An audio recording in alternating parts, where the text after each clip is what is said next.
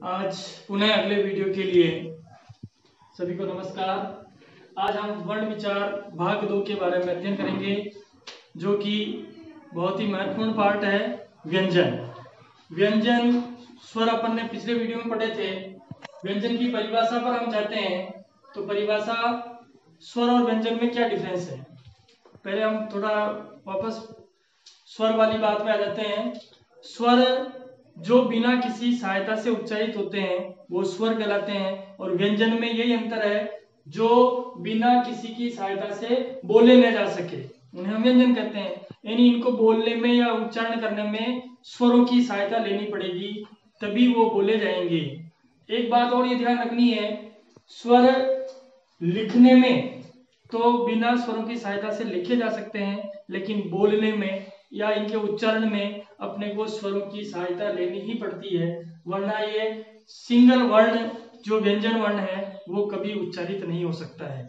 जैसे व्यंजन क, अब इसके नीचे हलंत लग गया, ख इसके नीचे हलंत लग गया, तो ये व्यंजन वर्ण हो गया। लेकिन हम इसको बोलना चाहिए या उच्चारण करना चाहिए तो हमें इनके बीच अंदर कोई कोई स्वर मिलाना पड़ेगा। तो स्वर मिलाएंगे हम, जैसे क में अ मिलाएंगे तो बन जाएगा पूर्ण क में आ मिलेगा तो बन जाएगा का।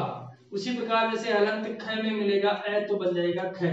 उसी प्रकार ख में आ मिलेगा तो बन जाएगा खा। तो इस प्रकार व्यंजन, हम इसको संस्कृत में व्यंजन को हल के नाम से पुकारते हैं। संस्कृत में इसको किस नाम से पुकारा जाता है? हल व्यंजनः, या हल को ही व्यंजन कहते हैं। व्यंजन अर्धमात्रिक मात्रा के हिसाब से हम देखते हैं तो हम व्यंजन की परिभाषा में आएंगे तो अर्धमात्रिक होते हैं, यानी आधी मात्रा जितना समय लगता है इनको बोलने में। उच्चारण करने के लिए अपने को किसी न किसी स्वर की जरूरत पड़ेगी, लिखने में स्वतंत्र रूप से लिखे जा सकते हैं, परिभाषा में भी यही है। और जब इनमें स्वर मिल जाता है तो ये क्या बन जाते हैं? अक्षर बन जाते हैं, या अक्षर भी कह सकते हैं इनको। हम प्रकार की बात करते हैं तो व्यंजन कितने प्रकार के होते हैं? व्यंजन 3 प्रकार के होते हैं। तो पहला स्पर्श व्यंजन, दूसरा अंतस्थ व्यंजन, तीसरा ऊष्म व्यंजन। स्पर्श व्यंजन किसे कहते हैं? स्पर्श व्यंजन की परिभाषा आती है हमारे पाणिनि शिक्षा में, कादयो मावसाना स्पर्शः। कादयो मावसाना स्पर्शः, यानी हम इसको वापस विच्छेद करते हैं, क आदयो मैं अवसाना स्पर्शा, यानी कैसे प्रारंभ होकर मैं तक के बीच में आने वाले सभी वर्ण क्या कहलाते हैं? स्पर्श व्यंजन कहलाते हैं।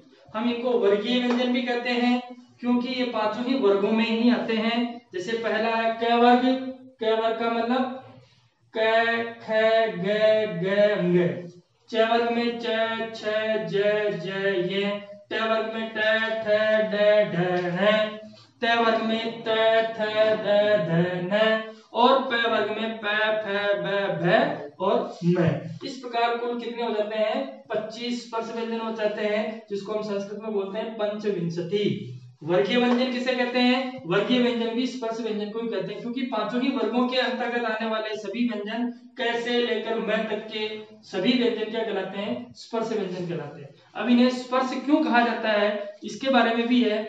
जब हम इनका उच्चारण करते हैं तो हमारी जो जीवा है या मुख की ध्वनि है वो हमारे मुख के किसी न किसी भाग को टकराती है, इसलिए हम इन्हें कहते हैं स्पर्श व्यंजन। और वर्गीय व्यंजन क्यों कहते हैं? क्योंकि ये पांचों ही वर्गों के अंदर आते हैं, इसलिए हम इन्हें कहते हैं वर्गीय व्यंजन। और कितने होते हैं? पंचविंशति। अब परीक्षा में प्रश्न आ जाता है स्पर्श व्यंजना कति, तो स्पर्श व्यंजना कति का मतलब पंचविंशति ही।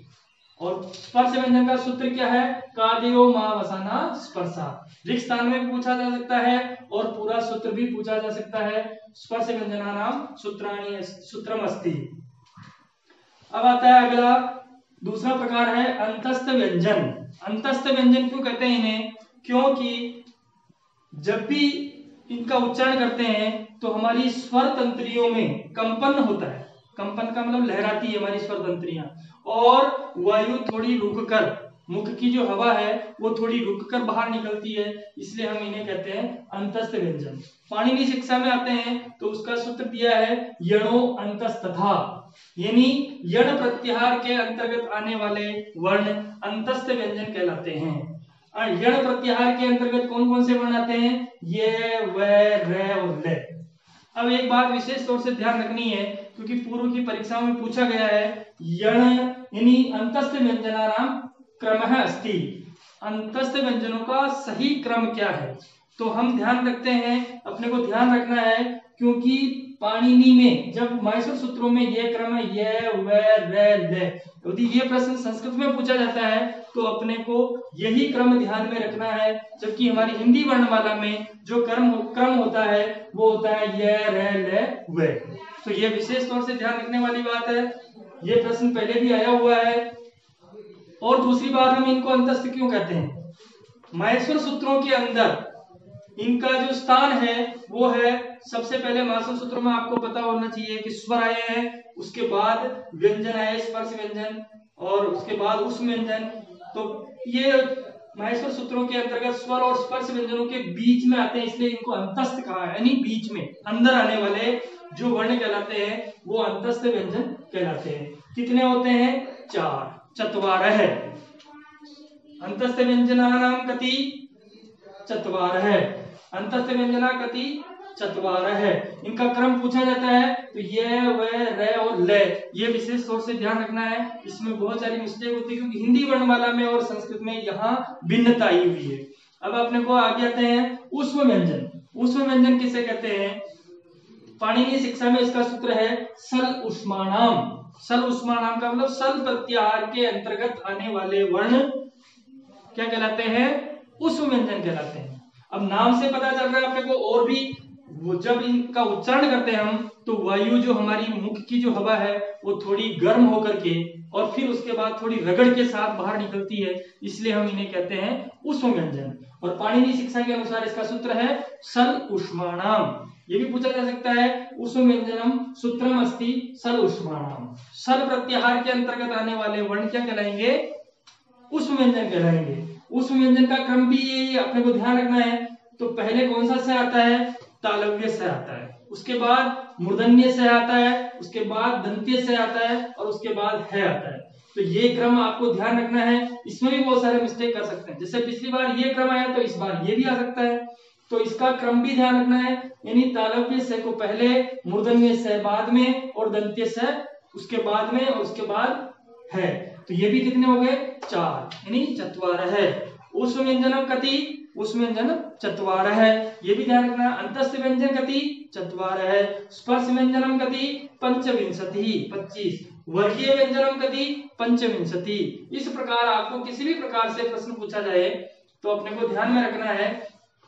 अब हम कुल व्यंजनों की बात करते हैं। संस्कृत के अंदर, संस्कृत भाषा में कुल व्यंजन कितने हो गए?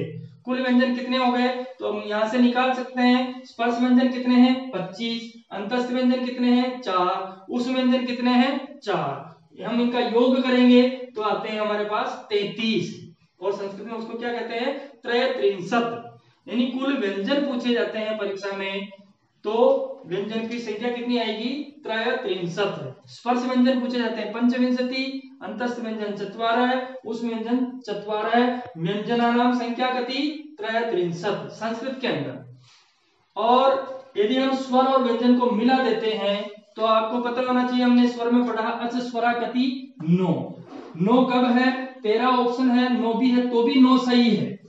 13 ऑप्शन कब सही होगा? स्वरों में, व्यवहार में जब प्रयोग में लाते हैं स्वरों की संख्या 13, त्रयोदश लाते हैं, तो कब होगा? जब यदि किसी भी ऑप्शन में 9 नहीं है, 9 ऑप्शन में नहीं है, तभी हम त्रयोदश करेंगे। अन्यथा स्वराकति में 9 ऑप्शन ही सही है, क्योंकि माहेश्वर सूत्रों के अंदर पाणिनि ने 9 ही स्वर दिए हैं। व्यवहार में आने वाले दीर्घ जो आ, ई और री है वो अलग से दिए गए हैं। अस्यत्व सूत्र से हम प्रयोग में लाते हैं। तो 9 और 33 व्यंजन कुल कितने हो गए? 42 कुल वर्ण हो गए संस्कृत के अंदर।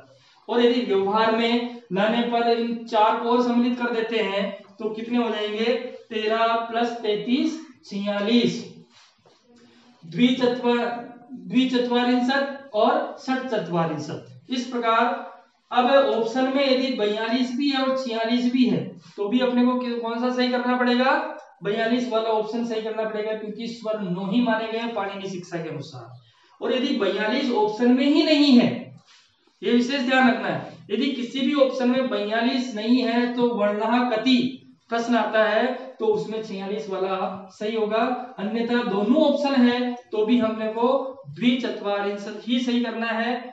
और आगे की प्रक्रिया में हम संयुक्ताक्षर भी होते हैं, अयोगवाह वर्ण भी होते हैं, उनको अगले वीडियो में हम अध्ययन करेंगे। इससे संबंधित आपको कोई भी दिक्कत हो या कोई भी प्रश्न हो तो आप कमेंट बॉक्स में कमेंट करके पूछ सकते हैं। धन्यवाद।